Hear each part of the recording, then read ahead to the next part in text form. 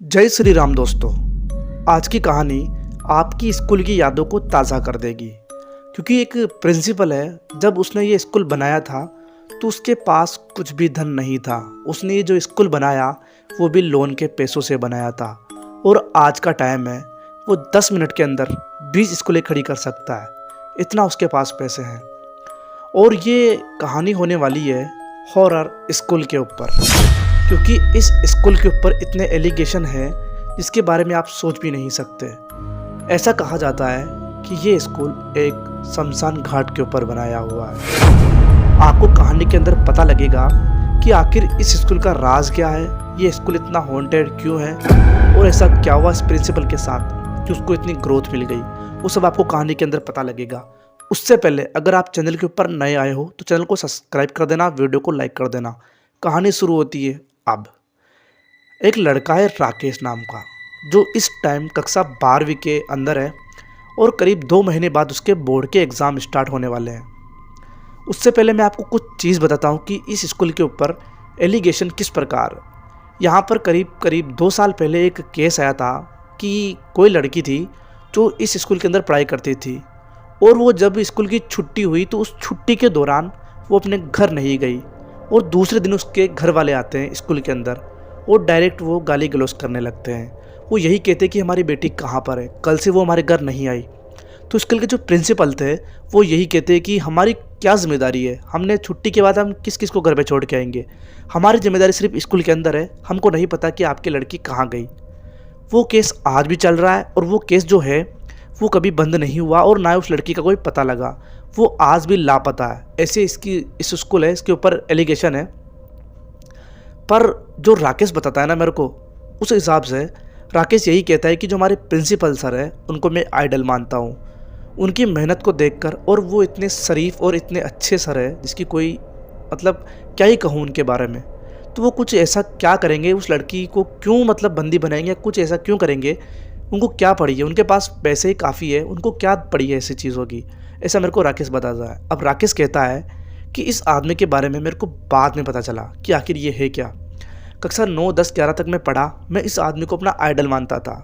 पर जब 12वीं के लास्ट के टाइम मेरे को ये पता लगा ना, तब से मैं उस आदमी की तरफ देखना भी पसंद नहीं करता, क्योंकि उसके साथ कुछ ऐसा घटा है।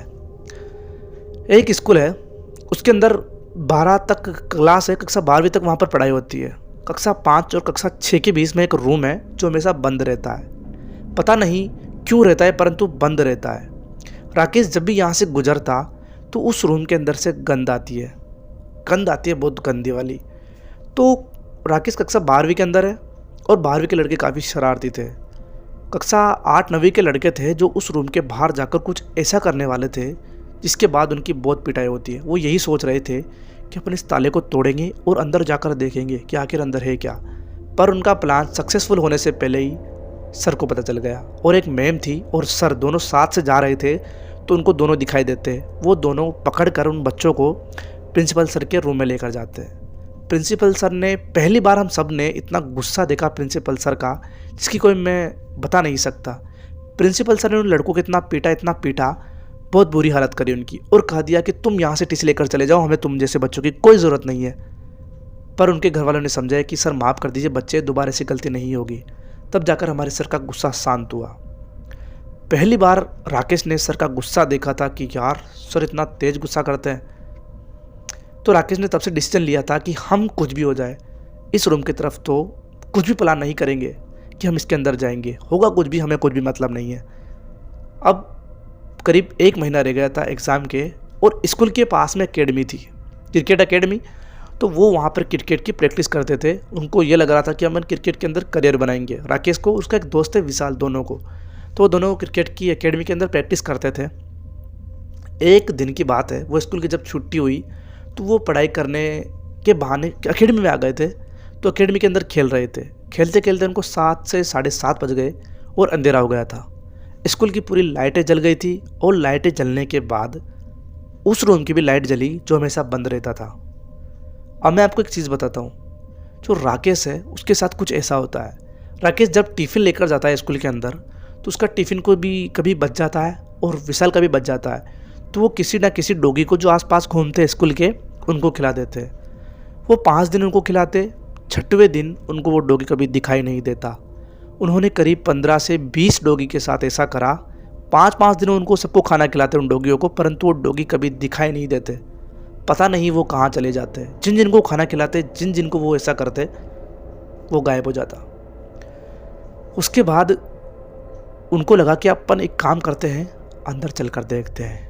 अभी प्रिंसिपल सर है भी नहीं यहाँ पर, अपन अंदर जाकर देखते हैं कि अंदर आखिर होता है क्या, इस रूम के अंदर है क्या। तो वो दोनों छुपके से स्कूल के अंदर चले जाते हैं और स्कूल के अंदर जाने के बाद वो उस रूम के सामने नहीं जाते। पीछे एक खिड़की होती है जिसके अंदर छोटा सा छेद होता है।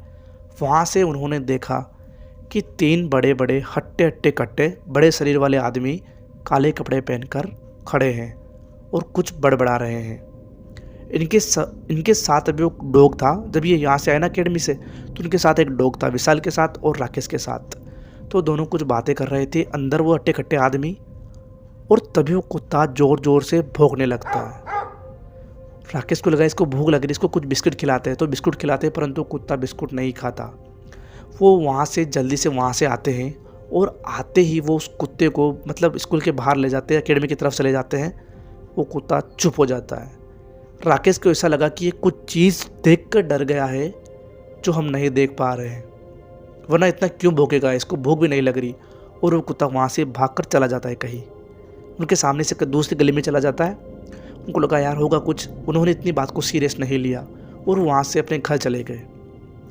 दूसरे दिन हुए, तीसरे दिन हुए, 4 दिन, 5 दिन, ऐसे करके 10 दिन बीत गए। फिर एक दिन उनको 7:30 बज गए अकेडमी के अंदर ही, और फिर से लाइट जलती है। उनको यार एक चीज़ समझ में नहीं आ रही थी। 10 दिन हो गए, उनका जो कुत्ता था वो परसों से गायब है। कहाँ था वो कुत्ता पता नहीं। उनके साथ जो घूमता था ना वो डॉगी, कल का दिन उसको कभी दिखाई नहीं दिया। कल का दिन पूरा था, वो कुत्ता कहीं दिखाई नहीं दिया। अब वो अंदर आते हैं स्कूल के और उस छेद के अंदर से देखने की कोशिश करते हैं कि 3 आदमी काले कपड़े पहनकर खड़े हैं और एक महिला है जो बाल बिखेर कर बैठी हुई है, और एक सर्किल है। सर्किल के अंदर एक कुत्ता पड़ा हुआ है, और ये वही कुत्ता है जो परसों इनके साथ था। ऐसा लग रहा था कि ये कुत्ता मर गया है। तभी उनको एक आदमी कुत्ते की तरफ चाकू लेकर जाता दिखाई देता है। जब उस आदमी की शक्ल दिखाई देती है ना, तो इनके रोंगटे खड़े हो जाते हैं, क्योंकि ये वही थे जिनको ये अपना आइडल मानता था, राकेश। ये आदमी वही था जिसको ये अपना आइडल, अपना गुरु मानता था। वो आदमी और कोई नहीं, इनका प्रिंसिपल था। और इनकी आंखों के सामने उस कुत्ते को काट दिया, और कुत्ते को काटकर सबने उसका खून पिया। पहले तो उन्होंने एक घड़े के अंदर उसका पूरा खून रखा, और खून रखने के बाद उन्होंने कुत्ते को खाया और उस खून को पिया। ये देखकर राकेश की हालत ख़राब हो जाती है। राकेश और विशाल दोनों दौड़ते हुए अपनी अकेडमी की तरफ जाते हैं।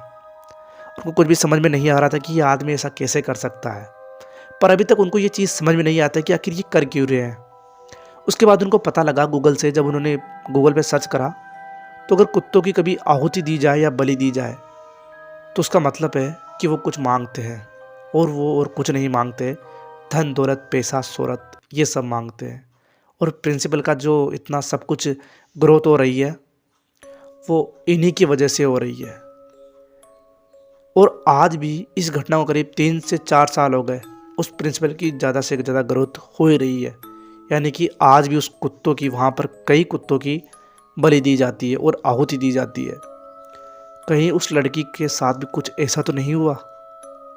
ये तो आज तक एक मिस्ट्री है इस स्कूल की। दोस्तों, कहानी कैसी लगी? कहानी अच्छी लगी हो तो वीडियो को लाइक कर दे, चैनल को सब्सक्राइब कर दे। मिलता हूँ आपसे अगली कहानी में, तब तक के लिए बाय बाय।